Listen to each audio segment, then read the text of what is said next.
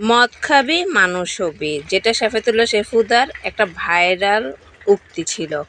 যাই হোক, উনি একটা পোস্ট করেছেন যে ছাত্র আন্দোলন আমাকে শুধুমাত্র মদ খাওয়ার স্বাধীনতা দেয়নি, দীর্ঘদিন থেকে চলা এই দুই সতীনের মধ্যে চলার চুল টানাটানি থেকে নিস্তার দিয়েছে। অতঃপর আমি অতঃপর সে মদের বোতল হাতে নিয়ে এখন চিল করছে, কারণ এখন অপু বিশ্বাস বুবলিকে নিয়ে কোনো কিছু বলছে না, বিভিন্ন ইন্টারভিউতে ইনভাইট পাচ্ছে না। এখন নাকি তার ফিতা কাটাও বন্ধ, বিভিন্ন শোরুম উদ্বোধনও বন্ধ, ডাকতেছে না, কারণ ডাকলে তো বিপদে পড়তে পারে শোরুম উদ্বোধন আলারা। কারণ অপু বিশ্বাসের প্রতি ক্ষোভ ছাত্রদের পাশে উনি দাঁড়ায়নি, আর উনি বরাবরই আওয়ামী লীগ কর্মী।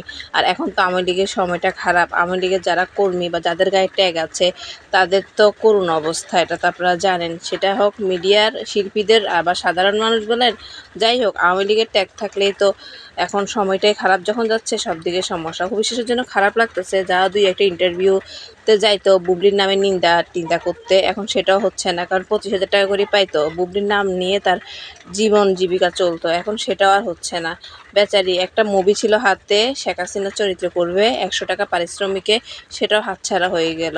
অপু বিশ্বাসকে এখন কেউ হারিকেন দিয়ে খুঁজে পাচ্ছে না, কোথায় আছে কি করছে।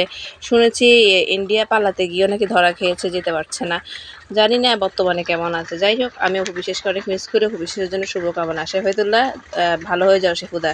আর বুবলির জন্য শুভকামনা, নতুন নতুন মুভি করুক, আমাদেরকে নতুন নতুন মুভি উপহার দিক। এখন আর বুবলিকে টেনে নিচে নামানোর মতন বা নিন্দা করার মতন আর কেউ থাকলো না। যাই হোক, বুবলি সৎ ছিল, বুবলির জায়গায় বুবলির রাইট, এই জন্য বুবলির সামনে আরও কাজ আছে। এখন বর্তমান সময়ে বুবলির হাতে 10টা সিনেমা আছে, যা বর্তমান কোনো নায়িকার হাতে নাই, এটাও একটা রেকর্ড।